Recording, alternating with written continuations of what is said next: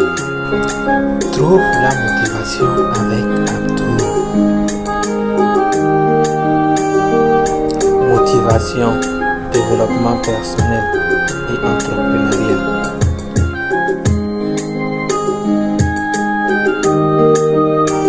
Bonjour et bienvenue dans l'épisode 39 de ton émission de motivation préférée, Trouve la motivation avec Abdou.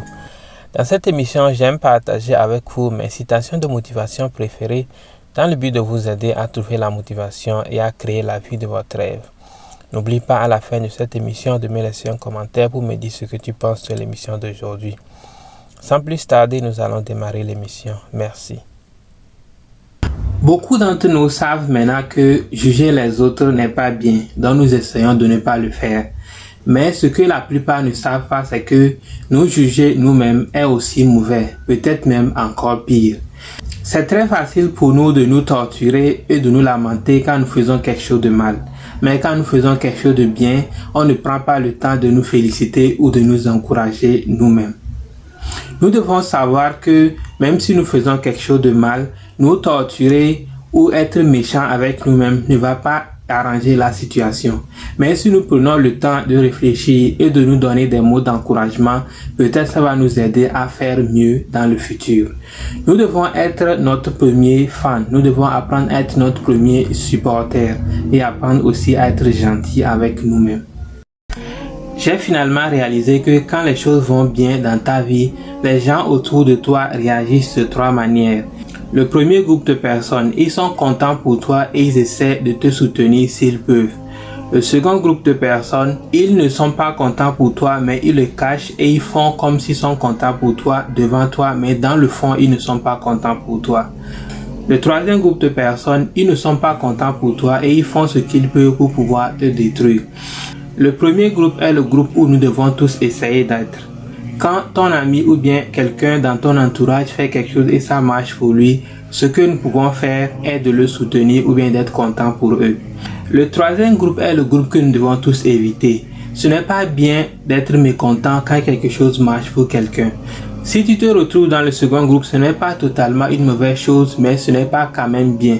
Ce n'est pas bien que quand les choses marchent pour quelqu'un, nous sommes mécontents et nous le cachons pour eux. La vie est-elle une compétition? Oui, non, peut-être. Les gens disent souvent que la vie n'est pas une compétition. Je ne suis pas d'accord. Moi, je pense que la vie est une compétition. Mais la vraie question est de savoir contre qui nous sommes en train de faire une compétition. Contre nos parents, contre notre partenaire, contre nos enfants ou nos amis. En réalité, aucun de ces gens-là. Oui, c'est vrai que la vie est une compétition, mais la compétition, ce n'est pas entre toi et les autres. La compétition, c'est entre toi aujourd'hui et toi dans le passé. L'objectif n'est pas d'être meilleur que les autres. L'objectif, c'est de toujours s'améliorer et d'être meilleur que celui que nous étions dans le passé. Tu es capable d'accomplir beaucoup plus de choses dans ta vie que tu ne le penses, mais le manque de patience te fait croire le contraire. La réalité, c'est que les grands accomplissements prennent du temps. Et si tu continues de sauter d'idée en idée, tu ne vas jamais donner assez de temps à ton idée de pouvoir fonctionner. Tu dois croire à ton idée, croire en toi-même, travailler dur et avoir la patience d'attendre et voir ton idée fonctionner. Souvent nous aimons dire, si tu m'aimes vraiment, aime-moi comme je suis et n'essaie pas de changer qui je suis. Quand bien même que je pense que nous ne devons pas changer pour faire seulement plaisir aux autres, je pense quand même également que quand quelqu'un vient dans ta vie, la personne doit être capable de t'aider à pouvoir t'améliorer et devenir la meilleure version de toi-même. Disons par exemple que tu m'aimes mais je suis voleur. Tu préfères m'aimer en tant que voleur ou tu préfères m'aider à cesser de voler? Donc quand quelqu'un essaie de changer quelque chose dans ta vie, pose-toi la question de savoir, est-ce que ce changement que cette personne veut de moi, ce changement profite seulement à cette personne ou ce changement profite également à moi-même? Et la réponse à cette question va t'aider à savoir dans quelle direction te diriger. Parfois, nous nous sentons mal quand nous sommes obligés de prendre soin de nous-mêmes d'abord avant les autres. Parce que dans notre tête, nous avons l'impression que nous pensons seulement à nous et pas les autres. Mais penser à nous-mêmes avant les autres est la meilleure des choses que nous pouvons faire pour les autres. Parce que si nous-mêmes ne sommes pas en forme, nous ne pouvons pas prendre soin des autres. Donc, décider de prendre soin de nous-mêmes d'abord est une manière pour nous de nous mettre en bonne position pour pouvoir aider les autres. Donc, ne te sens pas mal si parfois tu as besoin de prendre soin de toi-même d'abord avant de pouvoir aider les autres. Parce que si toi-même tu es en forme, tu es maintenant capable d'être utile aux autres.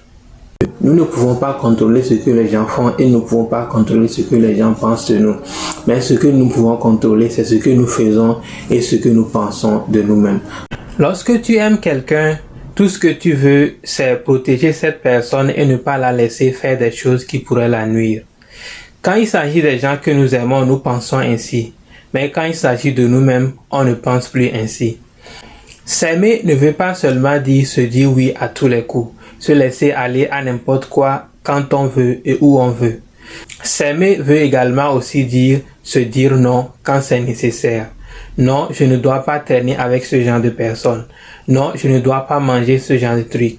Non, je ne dois pas faire ceci. Quand tu t'aimes, ce n'est pas seulement se dire oui à chaque fois, mais parfois quand c'est nécessaire, il faut également se dire non. Et quand les choses vont bien dans ta vie, les gens autour de toi réagissent de trois manières. Le premier groupe de personnes, ils sont contents pour toi et ils essaient de te soutenir s'ils peuvent. Le second groupe de personnes, ils ne sont pas contents pour toi, mais ils le cachent et ils font comme s'ils sont contents pour toi devant toi, mais dans le fond, ils ne sont pas contents pour toi. Le troisième groupe de personnes, ils ne sont pas contents pour toi et ils font ce qu'ils peuvent pour pouvoir te détruire. Quand bien même que je pense que nous ne devons pas changer pour faire seulement plaisir aux autres, je pense quand même également que quand quelqu'un vient dans ta vie, la personne doit être capable de t'aider à pouvoir t'améliorer et devenir la meilleure version de toi-même. Quand ton ami ou bien quelqu'un dans ton entourage fait quelque chose et ça marche pour lui, ce que nous pouvons faire est de le soutenir ou bien d'être content pour eux. S'aimer ne veut pas seulement dire se dire oui à tous les coups, se laisser aller à n'importe quoi quand on veut et où on veut.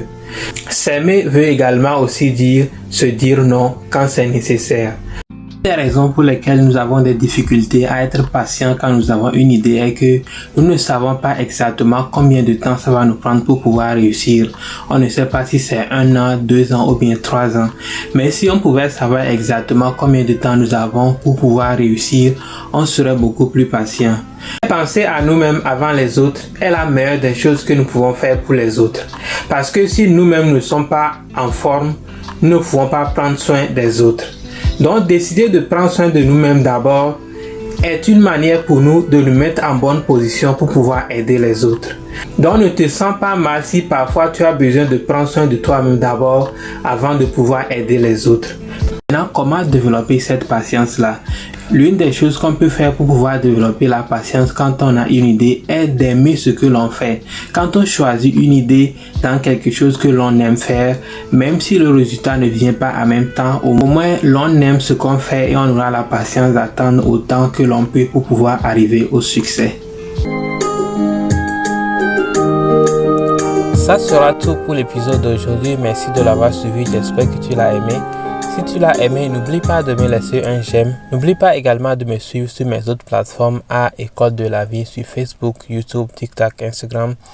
On va se recevoir dans l'épisode prochain. Passe une bonne journée. Porte-toi bien. Bye bye.